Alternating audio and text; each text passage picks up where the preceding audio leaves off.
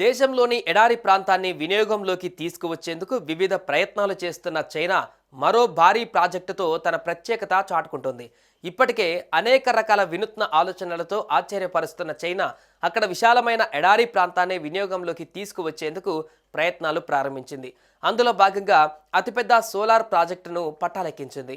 ఇప్పటి వరకు మీకు చైనాలో గ్రేట్ వాల్ ఆఫ్ చైనా తెలుసు, కానీ ఇప్పుడు మీకు గ్రేట్ సోలార్ వాల్ చూపిస్తామంటూ అక్కడి యంత్రాంగం చెబుతోంది.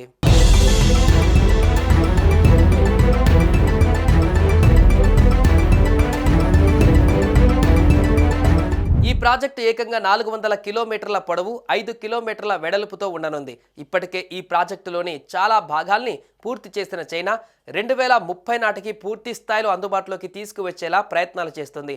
దీనిని ఇన్నర్ మంగోలియాలోని కబూకి ఎడారిలో చేపట్టారు. ఈ ప్రాజెక్టు నుంచి సుమారు 100 గిగావాట్ల విద్యుత్తును ఉత్పత్తి చేయాలనే లక్ష్యంగా పెట్టుకున్నారు. విశాలమైన ఎడారి ప్రాంతంలో నిర్మిస్తున్న ఈ ప్రాజెక్టు నుంచి ఉత్పత్తి అయ్యే విద్యుత్తో బీజింగ్ అవసరాలు పూర్తిగా తీరేలా నిర్మిస్తున్నారు. ఈ పూర్తి ప్రాజెక్టులో ఇప్పటి వరకు దాదాపు 5.4 గిగావాట్ల విద్యుత్తును ఉత్పత్తి చేయగల సోలార్ ప్యానెల్స్లను అమర్చినట్లుగా చైనా అధికారులు వెల్లడించారు. మిగతా ప్యానెళ్ల నిర్మాణాన్ని శరవేగంగా నిర్మిస్తుండగా దీని ద్వారా గ్రీన్ ఎనర్జీని భారీగా ఉత్పత్తి చేయాలని చైనా భావిస్తోంది.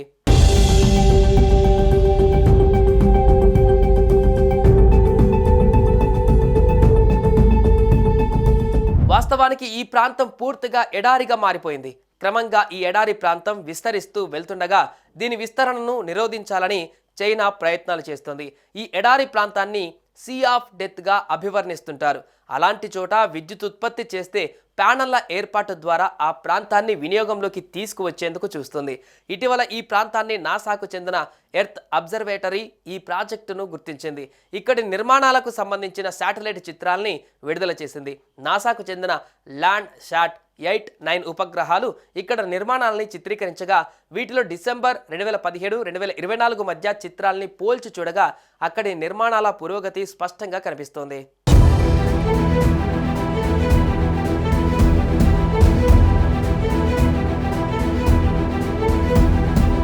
ఎడారీకరణ కారణంగా సీ ఆఫ్ డెత్గా మారిన ప్రాంతాన్ని చైనా ఏర్పాటు చేసిన సోలార్ ప్యానెళ్ల కారణంగా ఫోటో వాల్టిక్ సముద్రంగా మార్చేసిందంటూ నాసా ఎర్త్ అబ్జర్వేటరీ వ్యాఖ్యానించింది.